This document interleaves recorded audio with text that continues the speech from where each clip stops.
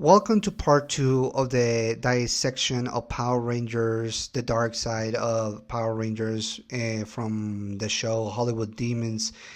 So, as I mentioned before, Ricardo Medina killed Josh Kennedy because he didn't want to leave the properties, he didn't want to leave the farm, and he wasn't doing anything to take care of the animals. So, he was sentenced to 7 years in prison and he got released in 2020.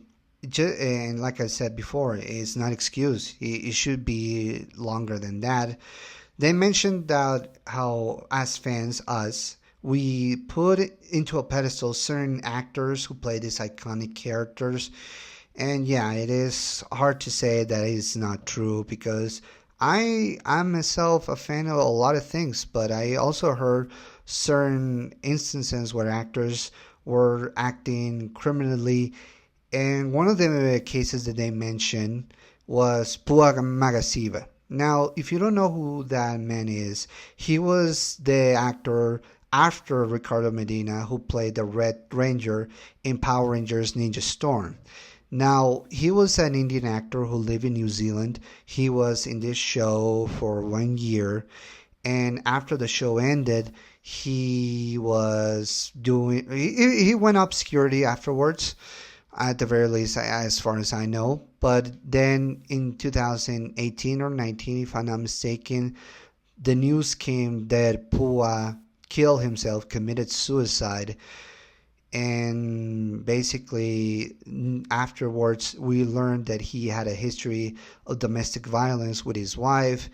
And because he knew that they were going to be leaked to the public, he decided to end his life. And that's just something that it makes me feel in a certain way that I really cannot excuse him. I do not excuse domestic abuse, and I think he took the easy way out instead of confronting the the facts and the consequences. I know that I don't want to speak ill from the dead, but he did what he did is wrong. It was wrong, and honestly, I don't know how would I have handled it, but I think he should have paid the crime. He should have paid for what he did, and the public sees that he needed to realize what he did, and trying to make amends, or at the very least pay for his crimes, whatever form, shape, form he would have done it. But instead, he killed himself, and that's the case. And some of the cases that they talk about how the Red Rangers, Austin, Ricardo, and Pua were Red Rangers who committed these crimes, but and all Red Rangers, I don't think that was a pattern. It was a pattern, but not all of them did crimes. Some of the actors that they didn't mention did some. They were accused for crimes. For example, Samuel Benta played the Black Ranger in Power Rangers Operation Overdrive. He was involved into a crime of stealing a banner in one of the Comic Cons or Power Morpher Cons, the first one, and how that banner was supposed to be delivered for sick children, and how he took it to make a profit. Now, Samuel on one of his videos mentions that it wasn't an act, that he didn't took it, that he took the banner, yes, but he was going to return it because he felt like there are a ton of people who wanted the banner. They wanted the banner, and basically says that he didn't took it home. I heard some videos saying that he did took it, and that he says that he was not going to return it.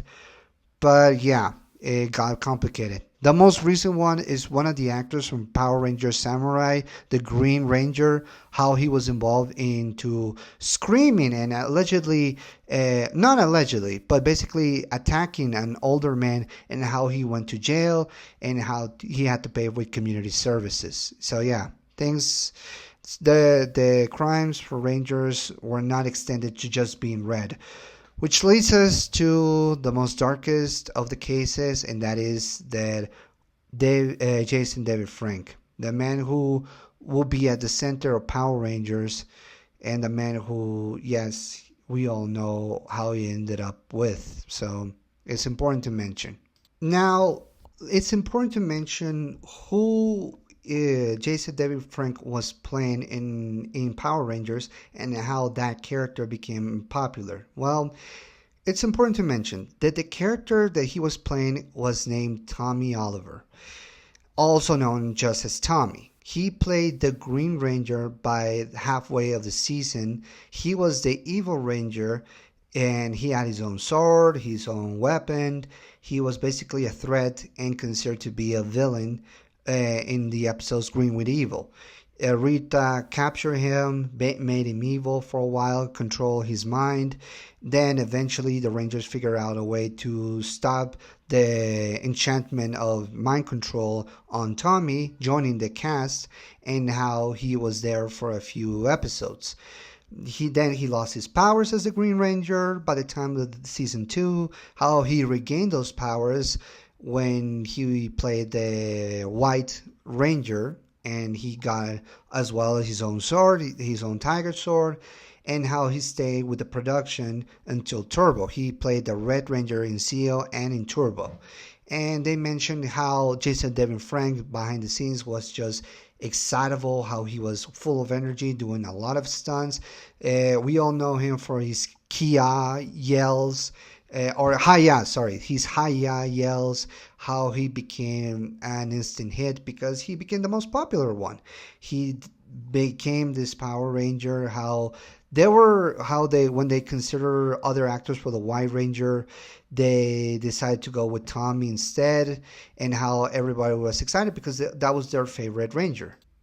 This transitions to interviews with people who knew him best. In this case, Aaron Shukin.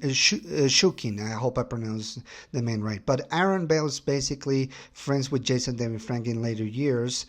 And if you know Aaron, he's a YouTuber who make a living making videos in YouTube with his channel Bad in the Sun. Now this channel was more noticed because it hired people and playing these versus battles. And Jason David Frank, who plays the Green and White Ranger, was one of them, fighting against likes of Scorpion and making other productions like the Power Rangers teaming up with Street Fighter characters in order to fight and Bison and all this crazy stuff.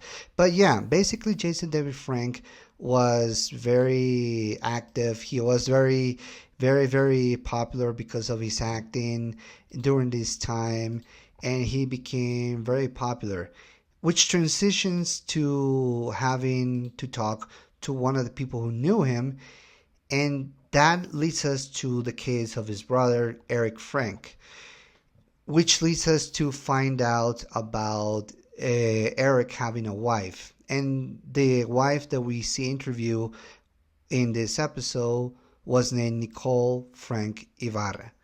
She was the wife of Eric Frank, and she was the sister-in-law for Jason David Frank. She got married with Eric during the time they were in the show. Basically, we don't know her. We didn't know her until today, or until the episode came out. But she knew she knew Jason, she knew Eric. Eric and Jason grew up together. They grew up poor, actually. Both Jason David Frank and Eric grew up in Covina, which was in early development, basically saying that it was a poor area in California, how their father was a truck driver. They mention how Nicole mentions how she met Eric and Jason, how she got married with him, and all this other stuff. Nicole Frank Ibarra mentions how they got married, how Eric got married with Nicole, how Jason had a first marriage, and they all married in Vegas, which is crazy.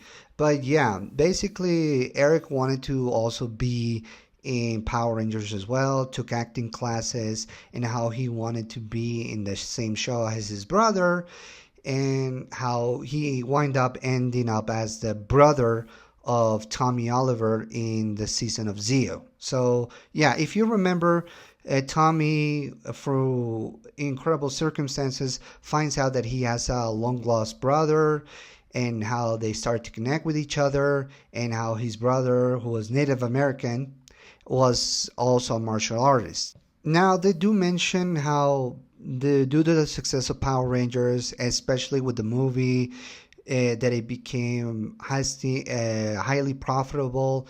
No, I will mention, and this is not a review, but I will mention my opinions on the first episode or the first movie of Power Rangers.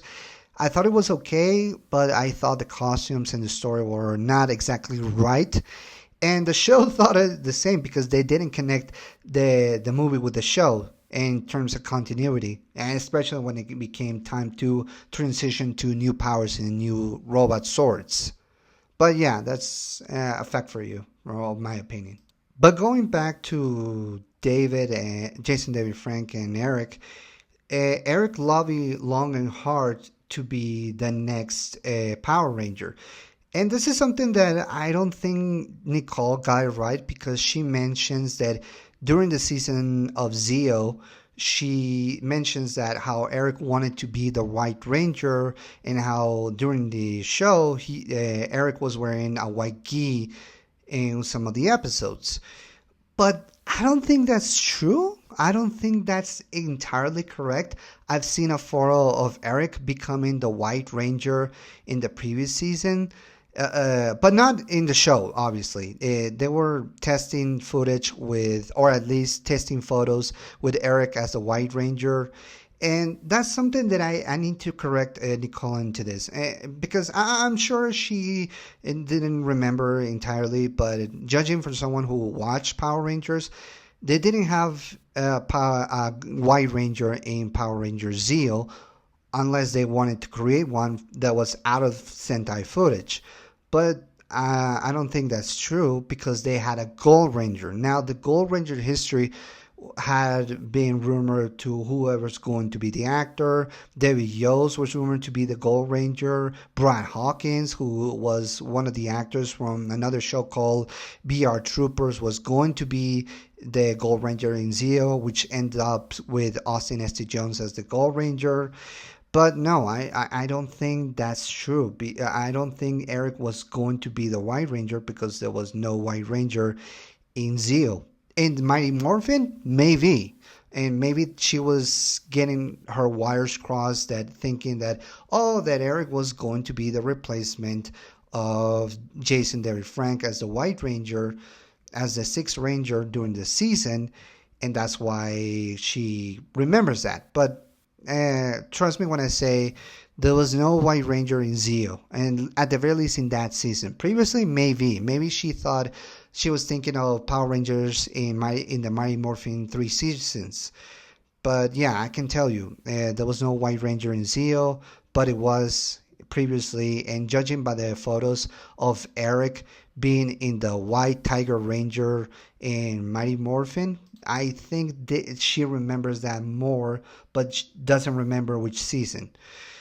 But regardless of that, it all led to Eric's depression because he tried acting jobs. Eric tried to become a good actor to be in this show, to get other casting calls, but nothing was obliging. And one day in 2001, and this is something that it gets a real dark, Eric, and this is something I didn't know, Eric died in 2001. I thought, or at the very least I heard rumors that he had a cancer and that's why he passed away. But no, Nicole calls the instance when it happened and it was a normal day. They had kids at that point. Eric said that he was feeling tired, so he went upstairs to the bedroom to sleep. Nicole goes into the bedroom to check up on him and finds Eric that he killed himself. I'm going to avoid the details because it's honestly very dark and very chilling to mention. But in the end, Eric suffered from depression and ends up taking his own life, and which was very tragic. And it would affect Jason David Frank in so many ways. And this is something that will follow him for the rest of his life. And Nicole is traumatized because of this, because finding her husband dead in their bedroom. Alone, and remind you, there were kids at the house, so I don't know how she managed to deal with that situation, but it was very dark to hear. Now, before I mention what happens to Jason after this, it's important to mention what happens to Tui Trang because what happened to Eric happened the same year as Tui Trang's tragic death. Now, as I mentioned in the first video, Angela Rockwood was friends with Tui Trang after the show. Tui did some acting chops here and there, and she was one of the bridesmaids of Angela's wedding. They were celebrating the night a few nights before, if I'm not mistaken. But basically, they were out there celebrating. Then at night in California, they were driving a car, and how essentially the car lost control, and they suffer a crash that basically caused the car to tumble down, from what I understand. It cost Tui Trang's life because she wasn't wearing a seatbelt. And Angela Rockwood, as shockingly as I found out, because they didn't mention it up close, she wound up being paralyzed. And boy, hearing, I didn't know the details. And let me tell you, it was so sad to hear. And hearing from her friend how Tui died and how the circumstances and the details, it was so shocking to hear that. And it's just tragic. It's just tragic because she was young. She was at her 20s at that time, and she was celebrating with her friend. And for this to happen to her and for Angela to be paralyzed, it was so tragic. Let me tell you, my heart goes for Angela, for her family, as well as Tui Trang's family and the people who knew her, because she didn't deserve this. Jeff was crushed. Jeff Pruitt, the stunt coordinator, he was crying in the interview how he was shocked to hear this because she knew Tui and she was so young, and how this had to happen to her, and in a particular night. It was so tragic. This cuts to when these tragedies started to happen, that during the time of the 2000s when the internet was exploding, that people believed that due to these circumstances and tragedies, that was believed to have a Power Rangers curse. The curse of the Power Rangers was costing people's careers and lives, how all this led to a curse. But let me ask you this, and as a Power Rangers fan, do you believe that there was a curse? Like, why would there be a curse for Power Rangers? I mean, what would be the reason? Did the Japanese curse the people who made Power Rangers to not have success, or to pay afterwards the price, or because they believe that because of this tragedy something must have happened, like some witch created this curse, or because people who believe that this was a kid show that it will lead to a curse? Like, what the hell people are thinking?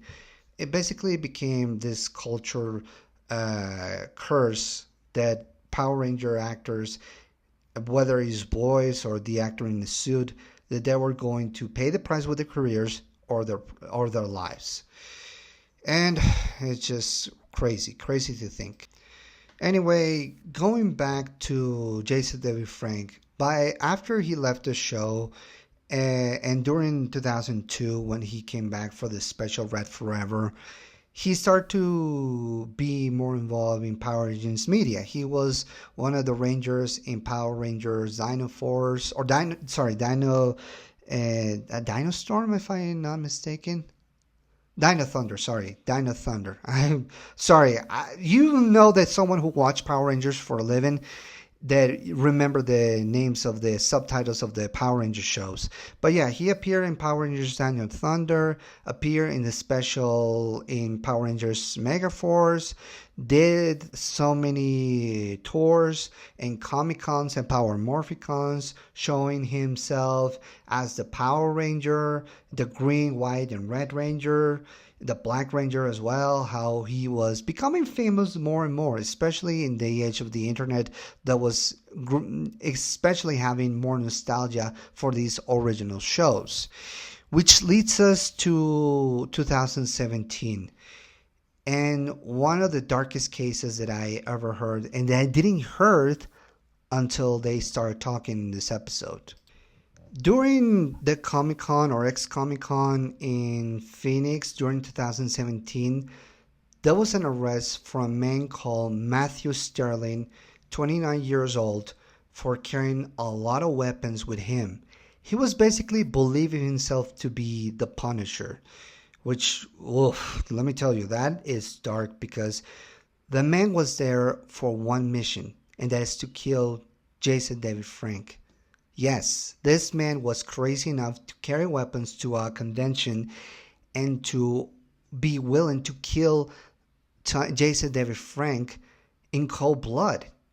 And they show the interviews in the interrogation room where they started to say why he was there to do this, and because he considered him evil simply because he thought that he was a cocaine or a drug dealer.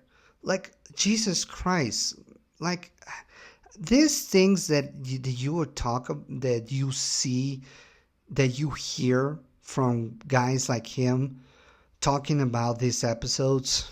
Wow.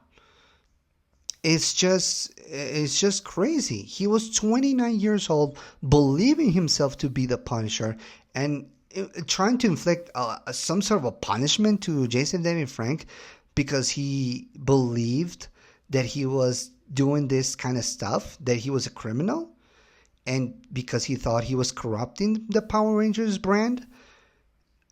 Needless to say, it cost a lot of deal, and it was something that I never heard until the documentary started talking about it. Which leads to some of the things that happened. Jason, unfortunately, by that time, his relationship with the people in charge of Power Rangers were starting to become strained. He, like I mentioned, Aaron, the guy who created Band in the Sun, they were planning to make I think a movie or a show called The Legend of the White Dragon, involving some of the previous Rangers who are in new roles. But yeah, basically Jason David Frank was becoming a lot depressed at that point. And I would say during 2020, when the pandemic or COVID, they don't mention what happened, but Aaron mentions that Jason lost a lot of people that he was recurrently going with, and how those people passed away, how he became more depressed, and how his marriage with Tammy Frank, was getting to get straight. Tammy was his second wife after the first one. She mentions how Jason was becoming more distant, more erratic, how he was having affairs with other women, how he was becoming more mentally unstable. Well, they don't mention he was becoming mentally unstable, but during some of his appearances, Ciara High mentions how he was feeling downwards. Jason Fawn mentions that he was not texting him more often, and it all leads to November 18, 2022. The Tammy was trying to get a hold on Jason. She filed for divorce papers to get his attention. They started to reconnect again in a bar, and unfortunately, it led to the tragic circumstances that when she was leaving Jason in a hotel, then after she was trying to go into the room, they found Jason David Frank, and basically he committed suicide. And that right there proved to be very, very dark, very tragic, and very, very. It's just overall very, very hard to hear because Jason was Jason was suffering from mental issues, and they found a tons of things in his bedroom that I don't know if I can mention in YouTube, but basically it all led to his death because he was very depressed. And unfortunately, it was there all along because Jeff Pruitt and other people mentions that his childhood was not exactly great. They mentioned a lot of problems that him and Eric suffered during their childhood. And when the show Power Rangers was in production and they were shooting some scenes that before and after, he was feeling downward depressed. He was diagnosed with bipolar disorder, and Jeff had to convince him to basically shoot some of the scenes and see how he felt. And yeah, he was better afterwards, but he had terrible thoughts during the production of Power Rangers. And man, just hearing that and hearing what he had to go through afterwards just make me feel bad for him. He never went to therapy, to physical or for psychological therapy. For some reason, he thought it was very embarrassing because of what happened to his brother, or because it's something he doesn't want to talk about. But man, I wish someone would have said, no, you need to go to therapy. You need to deal with this. Because people who suffer this bipolar disorder, man, those people need the most help because they're going to have thoughts that they don't want to have. And it all leads to this. Now, with all the things that I mentioned, all the circumstances and all the things that I recall, do you still believe that there's a curse? Or do you believe that just people with circumstances beyond their control not being able to deal with the limelight? Because when you're famous, people put you in a pedestal. When you're a fan like me, you put certain people, actors or characters, in a pedestal of your own. And it makes you realize afterwards how these things can affect people. Now, I'm not going to excuse the things that some of the actors did that I mentioned during these videos, but I will tell you that there needs to be a line that we need to put, because when you are cheering for someone and you are demanding that person to live up to that standard, you put in a lot of pressure, and it's not helping afterwards, especially with their mental faculties. And that's something that the show, I'm glad that they mentioned that no, the problem is now that there is a curse. The problem is how people treat each other, especially when you are famous. In the case of Power Rangers, a lot of actors suffer a lot of mental issues. A lot of actors suffer a lot of terrible circumstances. And yet we demand for these brands to live up to the highest standards. We demand the actors to live up to the standards they set up in these seasons. And that should not be the case. We need to treat each other like human beings. And we need to treat each other as real people, not just demanding to be toys. You realize that when you grow up, that you need to be more considerate to other people's plights and how they need help. Jason David Frank never asked for help because of the embarrassment of not living up to the standards of being a Power Ranger and becoming the Power Ranger. But let me tell you this. I'll say this. Jason David Frank was not my favorite Power Ranger. I have other Rangers that I consider my favorites. But yeah, he was the most popular one, and he was trying to live up to that standard. But man, we need to stop that. When you're watching a show, admire the show. When the show stops and you see the people, treat them correctly. That's why I'm not worried of demanding autographs from famous people that I meet, because I want to treat them like human beings, because they are ultimately human beings. Sure, some of them did horrible things and they need to pay the price for it. But others that don't, that they are trying to get by in life, especially in shows like this, they need to be treated much more nicer than that. One of the things that I appreciate from this episode is not saying that the show was terrible, not just in behind the scenes but in camera, but they actually talk about how they needed to treat the people who work on this a lot better.